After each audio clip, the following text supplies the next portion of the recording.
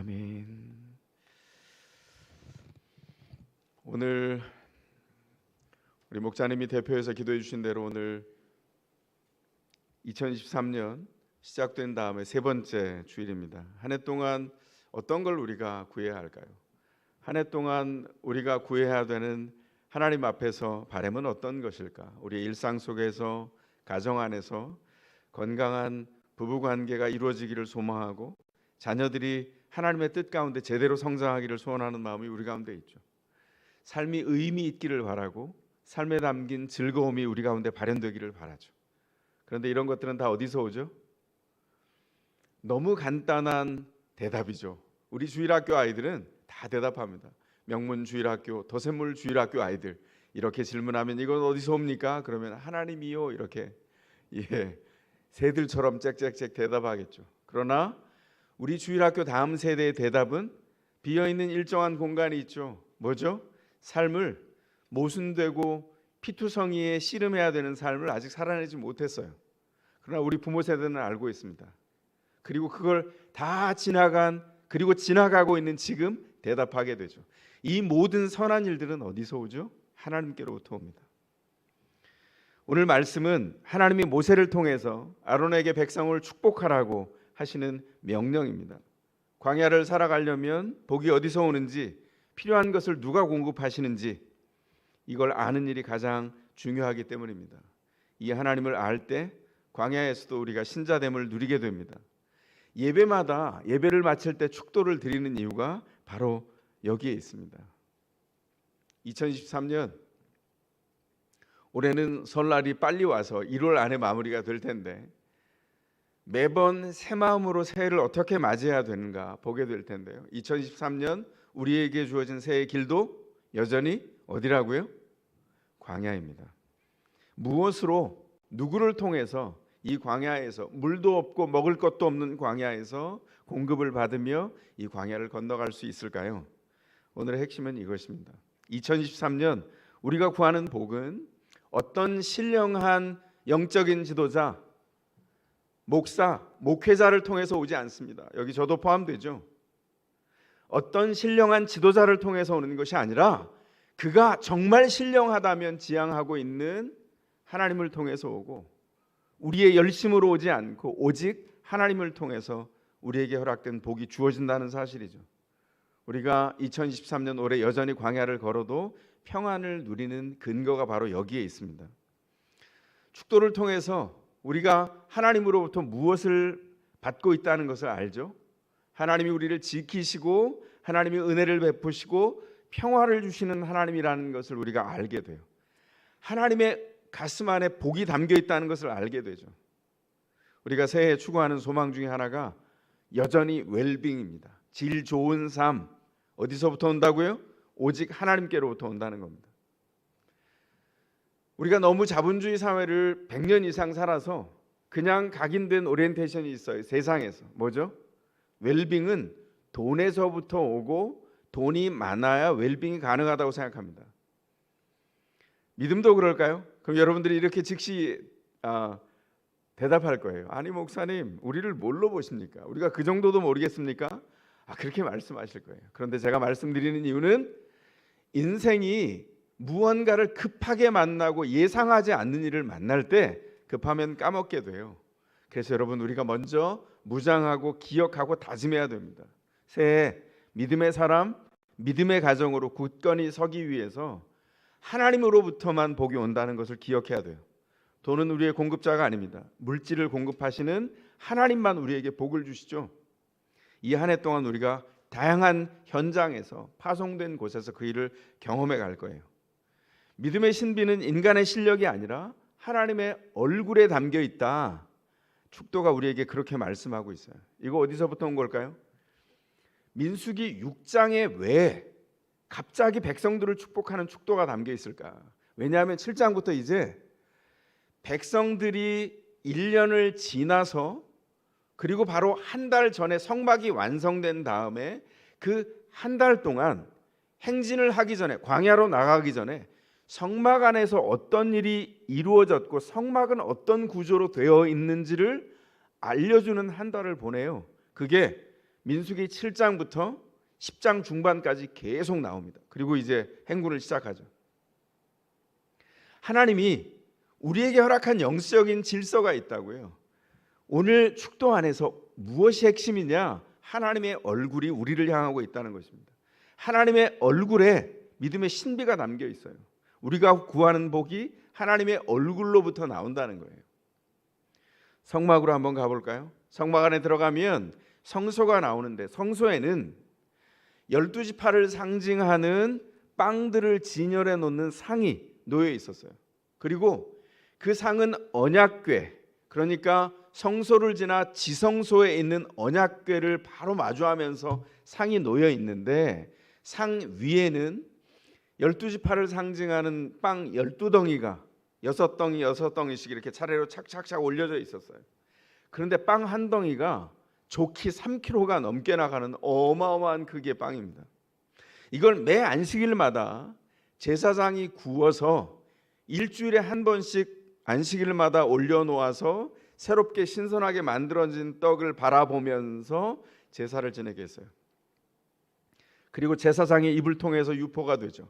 이 떡이 무엇을 상징하냐? 이게 레헴 파님입니다. 원래 히브리어로 레헴 파님이 그냥 직설이 레헴이 떡 혹은 빵이란 뜻이고 파님이 얼굴이란 뜻이에요. 얼굴의 빵, 얼굴의 떡이란 뜻입니다. 무슨 의미죠?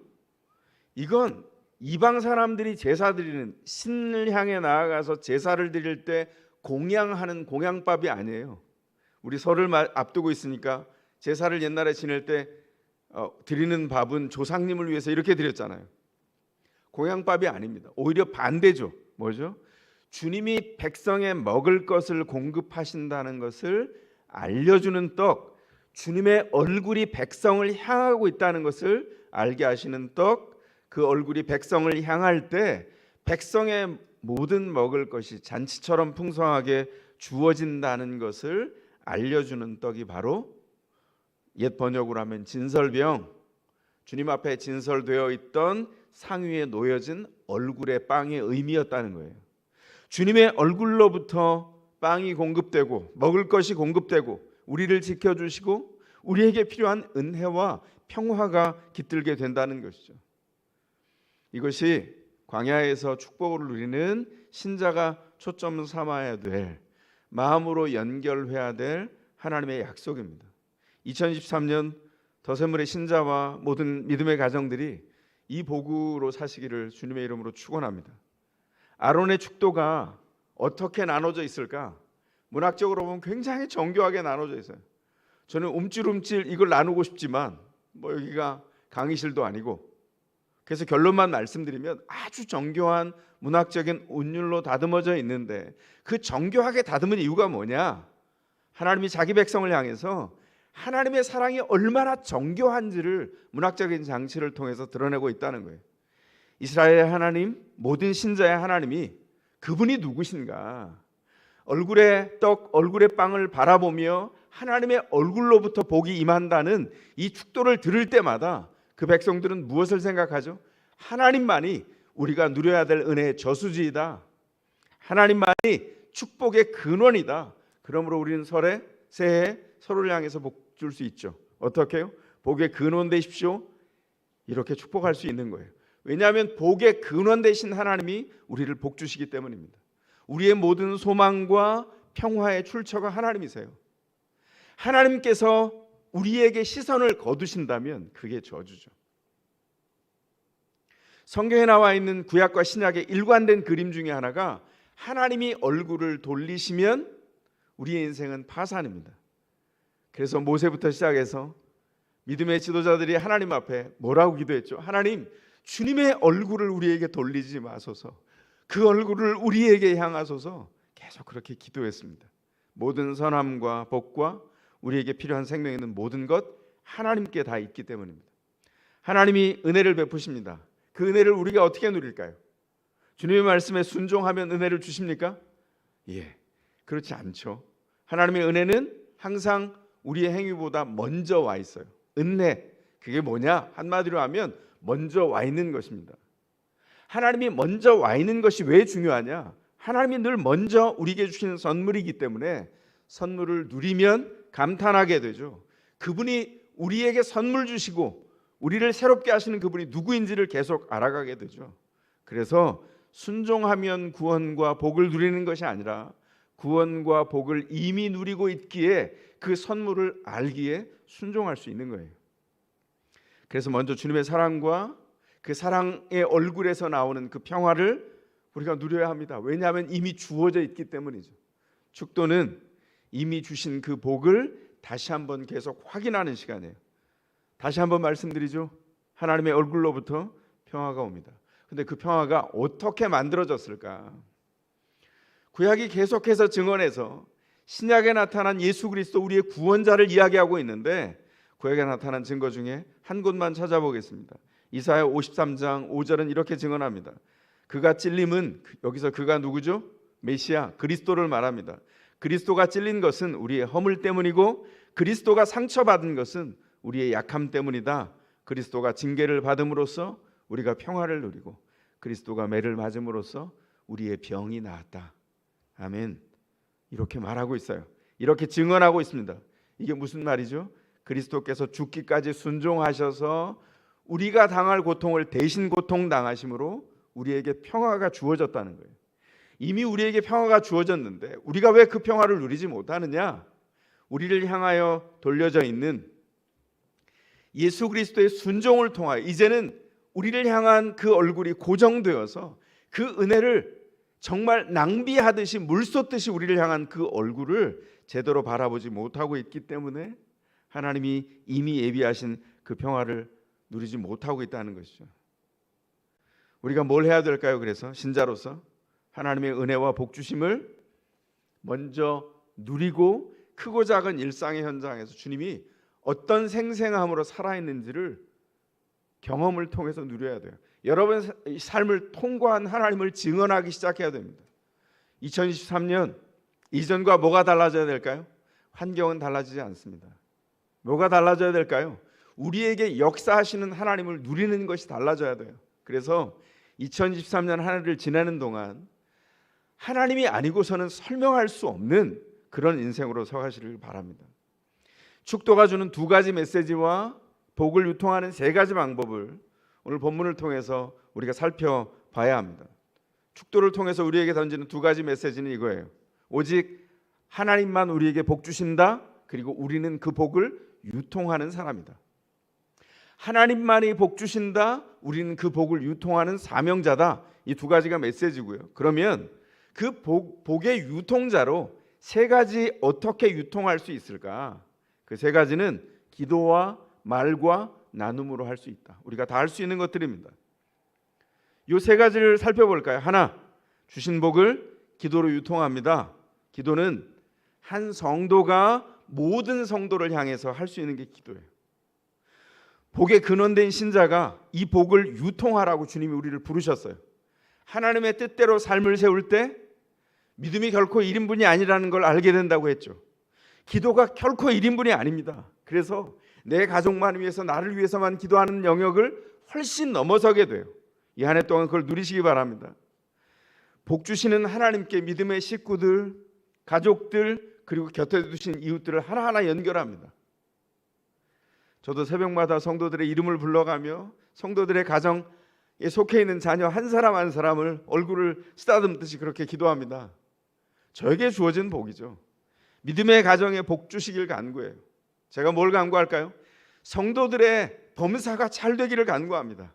육신의 건강이 강건해지기를 간구하고 육신의 건강에 기적이 나타나기를 간구하고 그 영혼이 기쁨과 평안이 마르지 않기를 간구합니다. 성도들이 소망하는 것이 다 이루어지되 하나님의 뜻 가운데 하나를 요구했는데 10가지가 이루어지기를 간구해요. 믿음의 가정들이 굳건하기를 바라고 믿음의 개인이 굳건하기를 바랍니다. 관계 안에서 주님의 조건 없는 그 사랑을 부으시기를 간절히 구해요. 목사가 굉장히 기복적인 기도를 하고 있습니까? 그렇습니까? 제가 기복신앙자입니까? 담대하게 분명하게 말합니다. 아닙니다. 기복은 목적이 자기 자신에게 있는 걸 말해요. 모든 걸 구해서 자기가 잘 되기를 바라는 것, 하나님을 자판기로 여기는 게 기복입니다. 예컨대 자판기 어떻게 하죠? 자판기에 원하는 거 동전 하나를 넣으면 거기에 딸깍하고 나오죠. 원하는 것 10원짜리만큼 치성을 드리고 2,000원짜리 음료수가 나오기를 바라는 게 자판기 신앙이에요. 내가 짧은 내 노력을 통해서 몇십 배, 몇백 배, 몇천 배가 되는 복을 돌려받기를 바라는 게 기복신앙이거든요. 그건 기독교와 관련이 없습니다. 거기 하나님이 어디에도 존재하지 않아요. 이 기도는 샤먼의 기도죠. 무당의 기도예요. 이 기도는 할수록 망합니다. 주님이 명하신 축복기도의 목적, 축도의 목적은 분명하죠. 그게 뭐죠? 우리의 복의 근원이신 하나님과 그 뜻에 초점을 맞추는 거예요. 기도하고 기도의 대상들이 그 뜻 가운데 연결되어서 이전에 보지 못했던 것을 보고 이전에 발견하지 못했던 광활한 하나님의 복 주시는 현장을 바라보고 그곳으로 나아가게 하는 거예요. 기도하는 동안 그 사람이 자랍니다. 기도하는 동안 그 기도의 대상이 혜택을 받죠. 놀라운 일이죠. 제가 이 기도의 연습을 주일학교 교사일 때부터 했어요. 20대 때부터. 어땠는지 아세요? 제 주일학교 학생이 2명이었는데요. 기도했더니 3명으로 늘어나고 4명으로 늘어났어요. 기도를 안 하면 2명이 안 옵니다. 그래서 울면서 2명 손을 붙잡고 동네를 전전하면서 아무개야 문을 두드리면서 아이들을 붙잡고 회개하는 심정으로 다니고 했던, 하나님이 저를 기도로 훈련시켰던 역사가 있었어요. 뭐랄까요? 기도하는 동안 응답하시는 걸 생생히 경험하게 하시는 거예요. 올 한 해 동안 우리가 해야 될 일이 뭘까요? 하나님이 우리를 그 복의 유통자로 삼아 놓으셨기 때문에 그 복을 기도로 유통하는 사람으로 여러분 서가야 할 것입니다. 아이들이 맨 처음에는요, 성장할 때 어떻죠? 아빠가 선물 주는 거 너무 좋아하죠. 그래서 저녁마다 아빠가 오늘은 무슨 선물을 가지고 올까? 잠 안 자고 깨어있죠. 엄마가 자라 그러는데도 안 잡니다. 이유가 아빠가 오늘 선물 가지고 오니까 내가 좋아하는 로봇 막 이렇게 생각하고 있어요. 그러면 들어오면 아빠다 이러는데 아빠 얼굴 안 보죠. 아빠 손 봅니다. 손끝에 담겨 있는 선물. 우리 주일학교 아이가 참여해서 좀 격하게 지금 반응해 주고 있어서 제가 더 힘이 나네요. 그러다 성장하면 어떻게 되죠? 아빠가 나를 사랑하셔서 선물 주셨구나.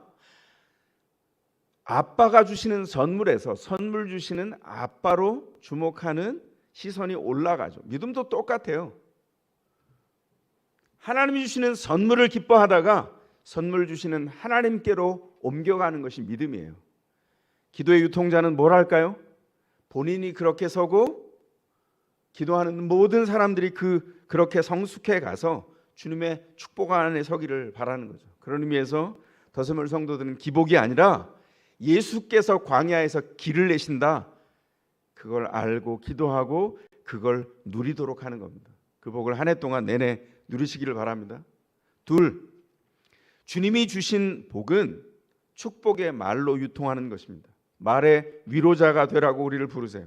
축도, 영어로 베네딕션이라고 하죠. 이게 라틴어에서 왔거든요. 베네, 좋다 이런 말이고요. 딕션이란 말이 말이라는 뜻이에요. 좋은 말이라는 뜻입니다. 축도가 하나님이 말씀으로 세계를 창조하셨죠. 그리고 그 말을 모든 사람들의 입에 담아 유통케 하셨어요. 그리고 인간에게 말을 허락해 주셨다는 건 말이 가지고 있는 하나님의 특권도 인간에게 나눠주셨다는 뜻입니다. 어떤 특권이 있죠? 말은요, 축복과 예언의 기능이 그 안에 담겨 있어요. 여러분 그거 이미 다 누리셨습니다. 그냥 일반적으로 라디오에서 DJ들, 아직도 이 어마어마한 영상의 시대에 라디오 DJ들 지금도 어마어마한 힘을 발휘하고 있죠. 라디오 DJ들 말의 기능을 가장 잘 아는 사람들이에요. 반프로의 DJ였던 가수 성시경이 클로징 멘트 했던 거 유명한 거 있잖아요. 여러분도 아시나요? 흉내가 될지 모르겠지만 좋은 밤 되시고요, 잘 자요, 뭐 이런 거 있었어요. 내일 다시 만나요, 잘 자요. 제가 이거 찾아서 요 짤만 5분짜리를 들었어요. 정말 귀가 달게 막히더라고요. 이런 걸 들었구나 확인하게 됐습니다. 그리고 제가 최근에 듣고 있는 새벽에 방송에 아침 DJ가, 여성 DJ가 이렇게 말해요. 새벽인데 끝날 때 이렇게 클로징을 합니다. 여러분 오늘도 잘 되실 거예요, 이러고 끝나요. 맨 처음에는 빈말 부도수표 잘도 낸다 이렇게 생각했는데 반복하면서 들으면서 이런 생각이 들었어요. 빈말도 힘이 있다. 그리고 그도 불특정 다수인 얼굴 모르는 모든 사람들에게 그런 축복의 마음이 그 안에 실리지 않았을까? 이 안에 축복과 예언의 기능이 있다는 겁니다. 하물며 믿음 안에서 세상을 통치하시는 말의 창조자이신 하나님의 축복을 약속을 통해서 말을 통해서 받은 우리가 어떨까요? 이 말의 축복자로 서야 되지 않겠습니까? 성숙한 가정을 일구고 있는 부모들과 그 가정의 특징이 있어요. 그게 뭔지 아세요? 말을 소망 있게 한다는 거예요. 말을 정말 소담스러운 그릇에 담아서 따뜻하게 소망 있게 유통한다는 것이죠. 매일 소중하게 보는 사람 누구죠? 가장 가까운 이웃들, 가족이에요. 배우자, 자녀, 부모. 너무 가까워서 무례행할 수 있어요. 왜냐하면 가까우니까 무례할 특권이 있지 이렇게 생각합니다. 여러분 그렇지 않아요. 성경은 뭐라고 말하죠? 사랑은 무례히 행치 않고. 시간이 더해갈수록 배우자가 5년 되고 10년 되고 20년 30년 될수록 더 예의를 갖춰야 되고 더 조심스러워지죠. 표정 하나만 읽어도 언어를 읽게 되는데 어떻게 함부로 할 수 있겠습니까? 뭘 해야 되죠?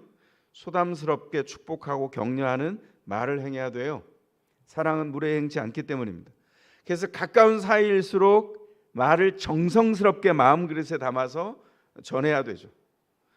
사랑을 공급해 달라고, 말의 사랑을 공급해 달라고 기도하고 생명 있게 그리고 긍정적인 말 그릇에 담아서 자기의 뜻을 전하는 거죠. 하나님의 목적대로 북돋우는 말을 전하는 거예요. 어떤 예가 있을까요? 자녀가 부모가 보는 기준에 사고를 치고 왔어요. 탐탁지 않습니다. 그때 내가 너 그럴 줄 알았지. 이건 복된 말이 아니죠. 여러분들 계속 들었던 말 아니에요? 왜 들었던 말을 계속 유통합니까? 너 내가 그런 줄 알았어. 네 손에 들어가면 나만 하는 게 없지. 그걸 들었던 소년이 있었어요. 접니다, 저. 네 손에 들어가면 나만 하는 게 없지. 탁상식에 분해했다가 남자애들이 그런 거 잘하잖아요. 아, 손에 들어가면 나만 하는 게 없구나. 이걸 20대까지 제가 이 예언의 현실형이 돼가고 있다는 것을 발견했어요. 여러분도 그런 영역이 있죠? 그런데 왜 똑같이 하십니까? 믿음 안에서 어떻게 해야 되죠? 소망 있게 하셔야 돼요. 아, 그랬어? 아빠는 너 믿어. 엄마는 너 믿어. 그거 알지? 너 사랑하는 거 알지? 아이를 격려해야 돼. 잘못된 것을 격려하라는 게 아닙니다. 그것은 잘못이구나. 그게 왜 잘못이지? 아이가 공감해서 사랑 안에서 스스로 말하게 하고 이끌어주되 부모와 한 살이라도 더 앞서간 어른들은 축복 있는 소망의 말을 하면서 아이를 끌어가는 거죠. 너 잘 될 거야. 너 근거 없는 거 하면 부도수평 거 알죠? 근거 있게 해야 돼요. 아이가 안 웃다가 미소를 져요. 그러면 그때 놓치지 말아야 됩니다. 이야, 너 내 그럴 줄 알았어. 네 속에 이 미소가 있는데, 이야, 엄마가 정말 오랜만에 보는데 100만 불짜리 미소다. 야, 끝내준다. 네 미소 정말, 야, 그냥 엄마가 이렇게 매혹되는데 어떻겠니? 그 미소 계속 유통해. 엄마가 너를 위해서 기도하고 있어. 이것도 축복의 말이죠. 정말 기도해야 됩니다. 성도들에게 집사님 힘내세요. 제가 기도합니다. 구체적인 사안들 얘기하지 않아도 돼요. 너무 힘들면 구체적인 것 얘기 안 할 때 더 구체적인 거 아시죠? 너무 힘들 때 이렇게 얘기해요. 아유, 내가 살아봐서 알지. 인생이 원래 그런 거야. 죄송합니다. 재수 없는 거 알죠? 그렇게 말씀하시면 안 돼요. 정말 힘들면 그냥 아무 말 하지 않고 눈물을 찡글거리거나 눈물도 자제하면서 곁에 그냥 가만히 있어주면 돼요. 한참 지난 다음에 손 잡아주고 집사님 힘내세요. 제가 기도합니다. 빈말 아닌 진심의 마음을 전할 때 그 위로가 함께합니다. 넘어졌어요? 그러면 이렇게 얘기하는 거죠. 괜찮아. 다시 일어나면 되지. 넘어지잖아? 그럼 다시 즉시 일어날 특권이 있는 거야. 자, 지금 특권 사용할 찬스 이러면서 격려해 주는 거죠. 모든 상황 안에서 말이 얼마나 큰 기능으로 작용하는지 은혜를 받은 모든 사람에게 이 특권과 예언의 기능이 주어져 있다는 것을 기억해야 됩니다. 이 예언 한번 사용해 보세요. 자녀들이 그 언젠가 함께 나누었던 관계를 세우는 그 말 한마디를 기억하며 평생을 살아요. 시간이 20년이 지난 다음에 예배를 드리는데 자녀가 툭 얘기합니다. 그때 했던 아빠의 이 한마디, 엄마의 이 한마디가 저를 세웠어요. 성도들도 마찬가지예요. 이 한마디가 저를 세웠습니다. 이 축복의 예언의 말의 기능, 이 권세 사용하시기 바랍니다. 평생 그 사람으로 성장하고 그 성장하는 사람들을 기대하셨으면 좋겠어요. 셋, 주님께 받은 복은 나눔으로 유통합니다. 교회와 사람을 위해서 버팀목의 사명자가 되라고 우리를 부르셨어요. 제가 지난 한 주 동안 저에게 목장에서 일어난 일들과 기도 제목 목자님들 나눠주시면서 저의 버팀목이 무엇이었는지 누구였는지 이렇게 나눠주셨어요. 사랑 고백 서로 유통하고 또 저에게도 나눠주셔서 눈물 찔끔거리면서 제가 그걸 봤습니다. 아, 그렇지. 우리가 서로 이렇게 버팀목이지. 이렇게 연결돼 있지. 누군가가 잘나서가 아니라 하나님이 세운 그 자리가 위대하기에 누군가의 버팀목이 되기도 하고 또 버티고 있는 누군가에게 기댈 수도 있는 거예요. 참 교회가 신비하죠. 하나님이 우리를 그렇게 세워주셨습니다. 어떻게 하라고요? 그 사명자로 서라고요. 우리가 주님이 공급하신 물질을 받았어요. 그것도 나누어서 섬기는 겁니다. 시간을 받았다면 받은 시간으로 섬깁니다. 만나고 들어주고 공감하고 지지해주는 일을 해요. 우리가 가진 유통 가능한 좋은 것을 주님께로부터 다 와서 다 나눌 수 있는 특권이 우리 가운데 주어졌다는 것이죠. 물론 이렇게 쓰면 안 돼요. 오래전 일이지만 제가 이런 얘기를 나누고 싶습니다. 가수 조영남 씨, 윤영주 씨, 제 아내의 모 교회의 선배들이세요. 그 교회가 가수가 진짜 많이 배출됐습니다. 지금 여기서 얘기하면 많은데 김광석 씨도 그 교회 출신이시고 제 아내 후배이고 뭐 이래요. 그런데 조영남 씨와 윤영주 장로님 사이에 일어났던 일 어떻게 알겠어요? 윤영주 장로님 간증해서 제가 들었습니다. 학생 때 이런 일이 있었대요. 예배 전인데 윤영주 장로님의 목소리입니다. 영남이 형이 자기를 교회 밖으로 불러내더래요. 무슨 일인가 하고 따라갔더니 다짜고짜 너 오늘 헌금할 돈 가져왔지? 이렇게 묻더래요. 가져왔지. 내놔 이러더래요. 그래서 아니 형이 헌금할 돈은 형이 가져와야지 왜 내가 헌금할 돈을 형이 달라 그래? 그랬더니 부드러운 목소리로 이런 답이 돌아왔대요. 형주야, 어차피 너 그거 헌금할 거 아니니? 그러면 그게 네 돈이야 하나님 돈이지, 그치? 그러니까 누가 내면 어때? 내가 대신 내줄게. 어떻습니까? 이런 사람 학생 때는 괴짜 소리 들어요. 진기한 논리법을 가지고 있죠. 문제는 이 사람이 이 일을 수십 년 계속했다는 거죠. 지금 믿음도 없습니다. 자기 몫의 헌신은 자기가 하는 거예요. 이건 그래서 틀린 겁니다. 누군가의 버팀목이 전혀 될 수 없죠. 누군가의 짐이 평생 된 거예요. 윤 장로님 지금도 간증하고 있으시더라고요. 내가 영남이 형은 내가 평생 기도할 나의 제목이다 이렇게 말해요. 믿음 안에 아직 돌아오지 않았으니까요. 신학도 다 했고 목사로서 안수도 받았는데 믿음이 사라져 버렸어요. 짐이죠. 이거 틀린 겁니다. 하나님이 모두에게 가장 좋은 것을 골고루 나눠주었어요. 다 한 달란트 이상을 받았습니다. 뭐 해야 될까요? 하나님이 주신 것을 가슴에 품고 열심히 살아가야 합니다. 자기 몫의 은혜를 누리고 자기 몫의 열심을 더해서 열정을 더해서 그 누린 것을 가지고 나눌 수 있어요. 모두가 나눌 수 있도록 가능케 하셨습니다. 하나님은 우리를 복 주셔서 받은 복을 기꺼이 흘려보내는 생명의 유통자로 부르셨어요. 그래서 우리가 한 해의 첫 길목에서 이런 기도 제목을 정했죠. 우리가 누군가의 버팀목, 위로자, 기도자가 되라고 부르셨다는 것을 기억하고 주님을 바라봅니다. 주님의 뜻대로 누리는 복의 사람아, 믿음의 가정들아 굳건하라. 주님께 손을 주신 말씀 이 한 해 동안 굳건히 붙잡고 주 앞에 세워주시기를 바랍니다. 가능하신 분들은 그 자리에서 일어나시겠습니다. 주님을 찬미하겠습니다.